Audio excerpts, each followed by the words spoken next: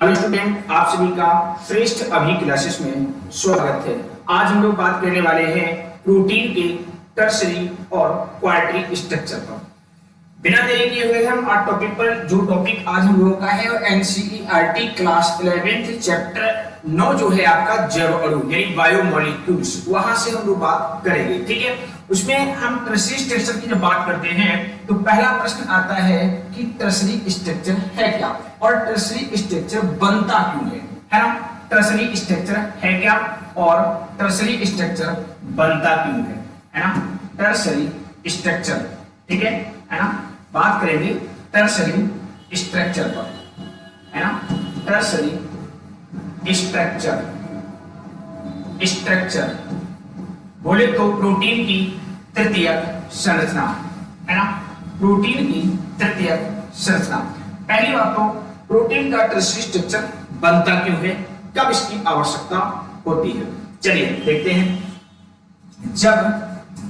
जब protein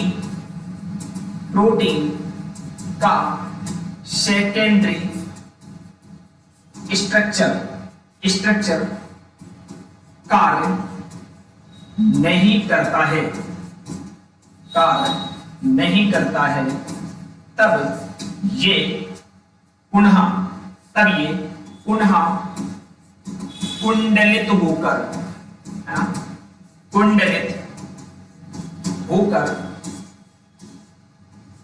tertiary structure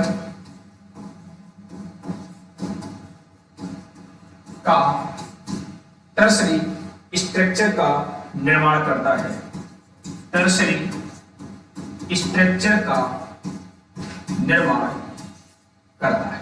तो जब प्रोटीन का सेकेंडरी स्ट्रक्चर कार्य करने में सक्षम नहीं होता है तो वो क्या करता है, फिर से कुंडलित होता है और कुंडलित होकर के क्या करता है, टर्सरी स्ट्रक्चर की संरचना का गठन करता है। अब देखो टर्सरी स्ट्रक्चर बनता कैसे है ना। अब इसको समझने का प्रयास करेंगे हम लोग। टर्सरी स्ट्रक्चर बनता कैसे है, देखिए जो आपका सेकेंडरी स्ट्रक्चर है, सेकेंडरी स्ट्रक्चर को समझ लो थोड़ा सा, है ना।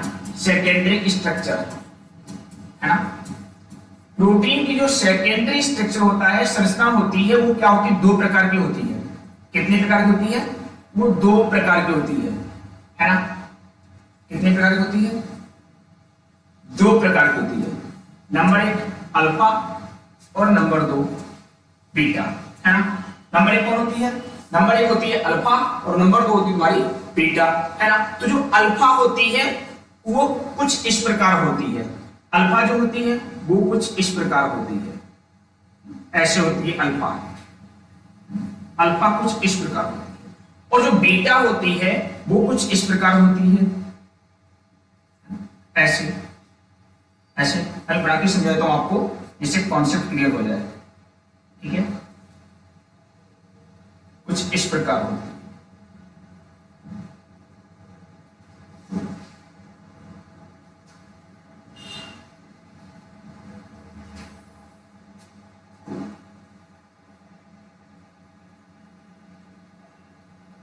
बीटा कुछ इस प्रकार होती है ना।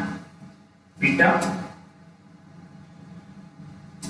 कुछ इस प्रकार होती है।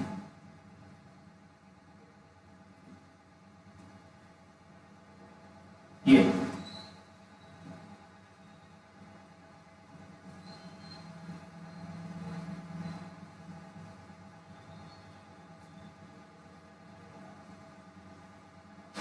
बीटा कुछ इस प्रकार होती है ना। बीटा जो तुम्हारी होती है ना,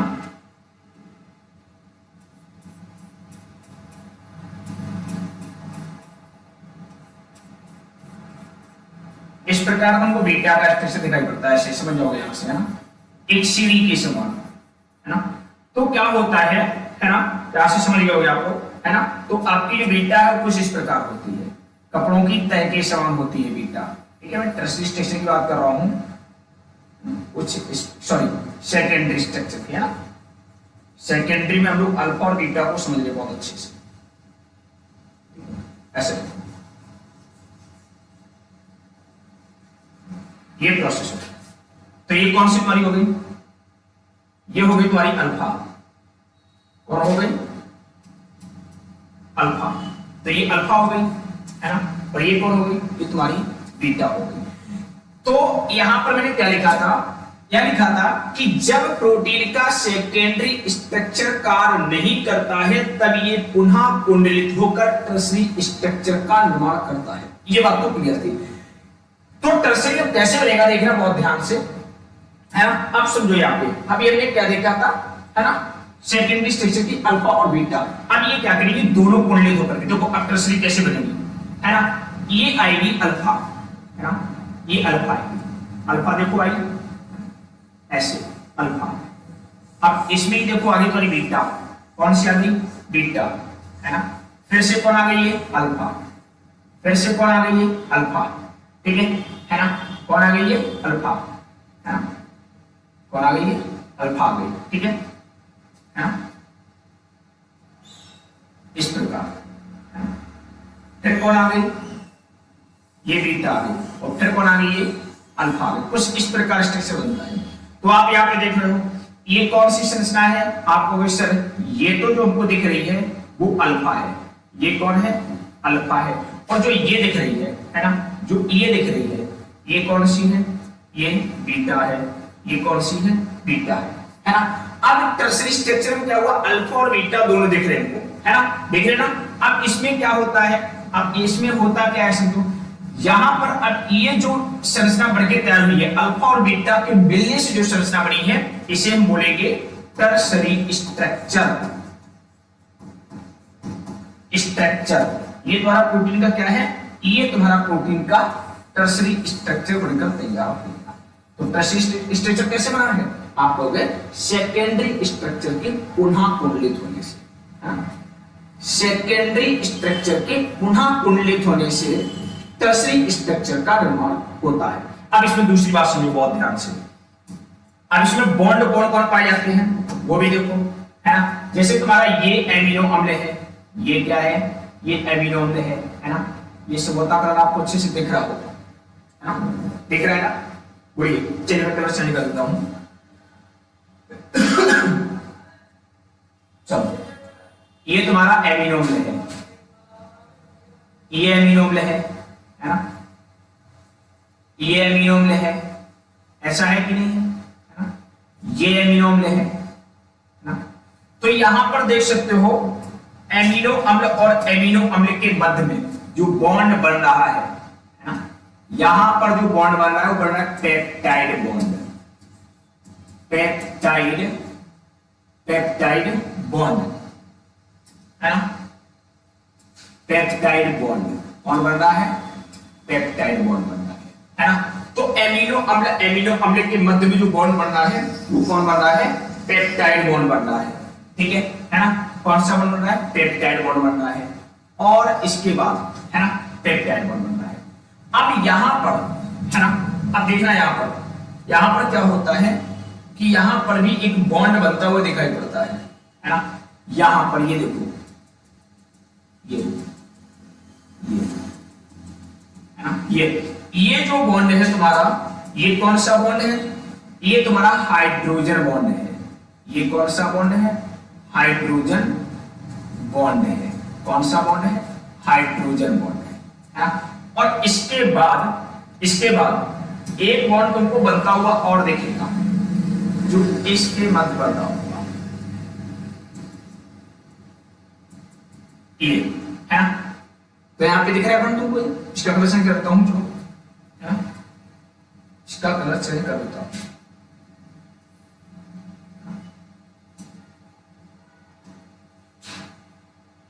इसका कलर चेंज कर देता हूं।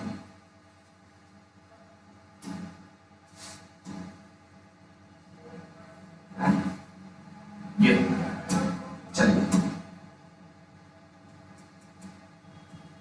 आप देख रहा होगा अच्छे से। एक ये बॉन्ड बन रहा है, ये आपका कौन सा बॉन्ड है? ये आपका डाई सल्फाइड बॉन्ड है। कौन सा बॉन्ड है तुम्हारा?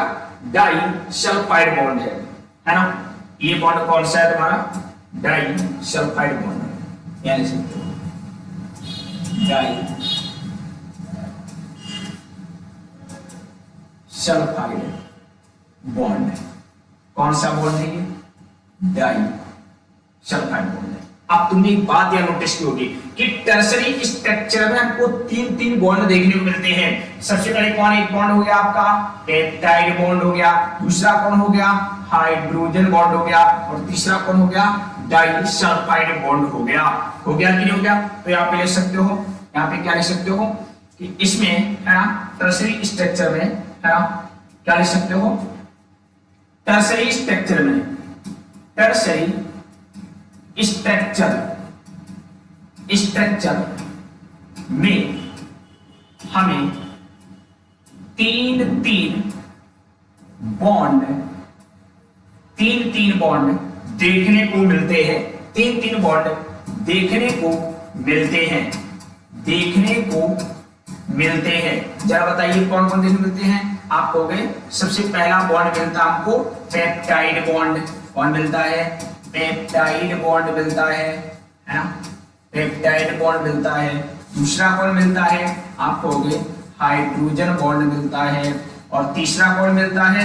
आप कहोगे डाइसल्फाइड बॉन्ड मिलता है ना।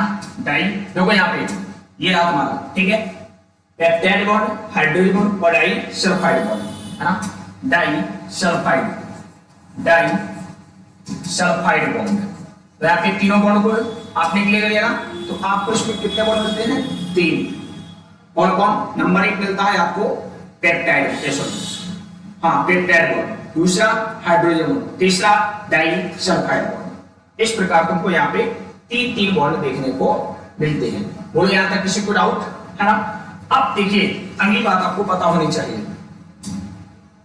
टर्सरी स्ट्रक्चर है ना का एग्जाम्पल क्या क्या है ना।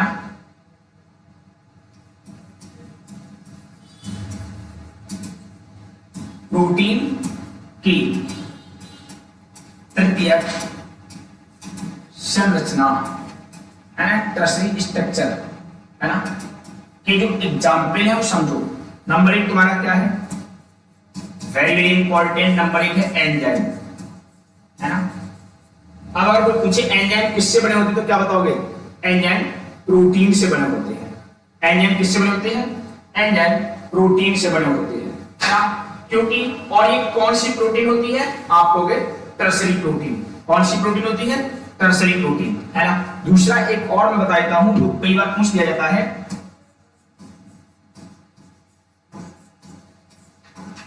मायोग्लोबिन। कौन है? मायोग्लोबिन। बोलो यहां तक किसी को डाउट है ना? तो आपको दो एग्जाम्पल आप देख सकते हो, चिन्ह नोट डाउन कर सकते हो। यहाँ पे आपको दो एग्जाम्पल देखने को मिलते हैं। एक तो आपको मिलता है एंजाइम और दूसरा मिलता है मायोग्लोबिन। कौन मिलता है? मायोग्लोबिन। अब चलिए हम चौथे स्ट्रक्चर पर बात करते हैं जो कि है आपका क्वालिटी स्ट्रक्चर। ठीक है ना? कौन सा है? Quality structure. हाँ एक बार और देख लो, आप यहां पे आइए, यहां पर आइए। क्या होता है कि जो एमिनो एसिड इधर पाया जाता है, बात सुनना बहुत ध्यान से, ये आपके क्या है? एमिनो एसिड है। जो एमिनो एसिड बाहर की तरफ होते हैं, जो एमिनो एसिड बाहर की तरफ होते हैं, ये होते हैं हाइड्रोफिलिक। कैसे होते हैं? हाइड्रोफिलिक। हाइड्रोफिलिक का मतलब होता है जल से प्रेम करने वाला। ठीक है, और जो तुम्हारे एमिनो एसिड यहां पे होते हैं, ये एमिनो एसिड यहां पर भी होगा, एमिनो अम्ल, ठीक है, एमिनो अम्ल यहां पर भी होगा, एमिनो अम्ल यहां पर भी होगा, है ना। तो जो एमिनो अम्ल अंदर की तरफ होते हैं, है ना, ये वाले, है ना, जो एमिनो पर ये वाले होते हैं, है ना। एक कंपोस्ट का करेक्शन करता हूं, है ना। जो एमिनो में ये वाले आपके होते हैं, ये होते हैं हाइड्रोफोबिक।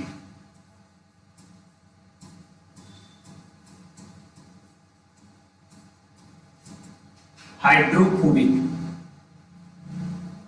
कौन होते हैं? हाइड्रोफोबिक। और कौन होते हैं? हाइड्रोफिलिक। तो इसमें दो प्रकार के एमिनो पाए जाते हैं, ये भी बता सकते हो आप, है ना। तो क्या बता सकते हो? नोट लिख लो, इंपॉर्टेंट है note. Tertiary structure tertiary structure में दो प्रकार के एमिनो एसिड पाए जाते हैं। कौन कौन? नंबर 1 होते हैं हाइड्रोफिलिक और नंबर 2 दूसरा होता है हाइड्रोफोबिक। तो नंबर 1 कौन हो गया? हाइड्रोफिलिक हो गया ये, और नंबर 2 कौन हो गया? हाइड्रोफोबिक हो गया। इस प्रकार आपको पूरा कॉन्सेप्ट क्लियर हो गया होगा। अब हम बात करते हैं क्वाड्रेटिक स्ट्रक्चर की, है ना। ये देखो क्वाड्रेटिक स्ट्रक्चर, है ना। अगर नहीं लिख पाए लिख सकते हो आप, है ना, इसको लिख सकते हो अच्छे से इस प्रकार,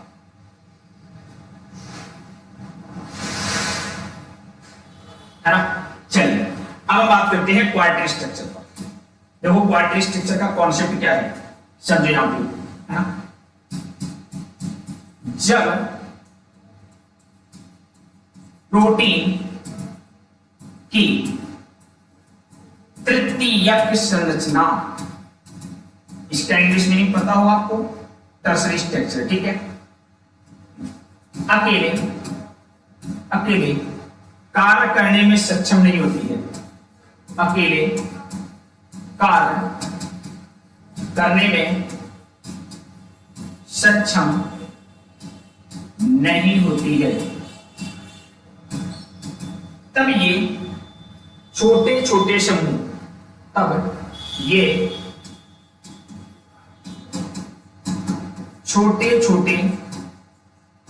समूह में व्यवस्थित होकर कार्य संपन्न करती है। क्या करती है? कार्य संपन्न करती है, कार्य संपन्न करती है। इस दौरान, है ना, इस दौरान बनी संरचना को क्वाड्रेटिक स्ट्रक्चर कहा जाता है ना। बोलो परिभाषा क्लियर हुई कि नहीं? देख सकते हो, जब प्रोटीन की तृतीयक संरचना अकेले कार्य करने में सक्षम नहीं होती है, तब ये छोटे छोटे समूह व्यवस्थित होकर कार्य संपन्न करती है ना।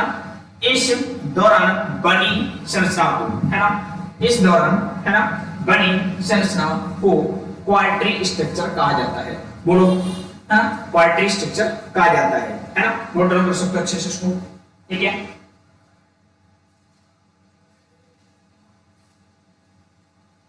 चलिए आगे देखो, क्वाड्रेटिक स्ट्रक्चर में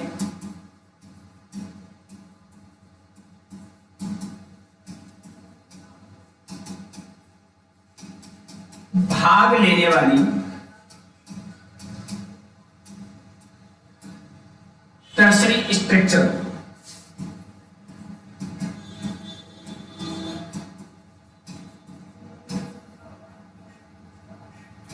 को सब यूनिट कहा जाता है। सब यूनिट कहा जाता है, तो इंपॉर्टेंट है सब यूनिट, है ना। तो सब यूनिट हमको कहां देखने को मिलती है? क्वाड्रेटिक स्ट्रक्चर में। कहां देखने मिलती है? क्वाड्रेटिक स्ट्रक्चर में देखने को मिलती है ना। यहां तक बात समझ में आ गई होगी। जैसे मैं एग्जांपल ले लेता हूं एक समझाने के लिए आपको। हीमोग्लोबिन किसमें पाई जाती है? आरबीसी में। किसमें पाई जाती है? आरबीसी में। अब जो हीमोग्लोबिन है ना, इसका निर्माण 2 अल्फा और 2 बीटा चैन से होता है ना। 2 अल्फा और 2 बीटा, तो टोटल कितनी हो गई? टोटल 4 सब यूनिट पाई जाती है। तो सब यूनिट बोल सकते हो ना, है ना। कुल ले सकते हो, कुल 4 सब यूनिट पाई जाती है ना।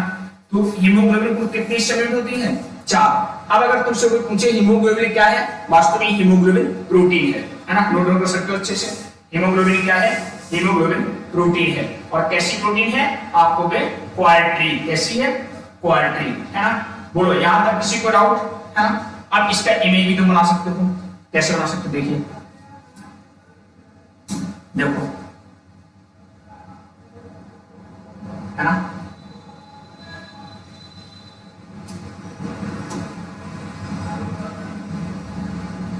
देखो हमने क्या किया, 2,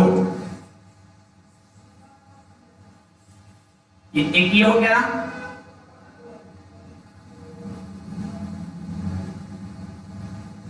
एक ये हो गया, है ना, एक ये हो गया, एक ये हो गया। अब देखो यहां बहुत ध्यान से, ये जो 2 है ना, ये होगी तुम्हारी अल्फा की, और इसके बाद ये जो 2 है, ये हो गई तुम्हारी बीटा की। ठीक है, तो ये तुम्हारा क्या बन गया? आपको वैसे नहीं बन गया, हीमोग्लोबिन। क्या बन गया? ये हीमोग्लोबिन की संरचना बन गई। किसकी संरचना बन गई? हीमोग्लोबिन की संरचना इस प्रकार बन जाती है। अगर आपको हमारी क्लास पसंद आ रही है, अगर आपको हमारी क्लास पसंद आ रही है तो लाइक, शेयर और सब्सक्राइब करना मत भूलिए। धन्यवाद। आप डायग्राम बना सकते हैं।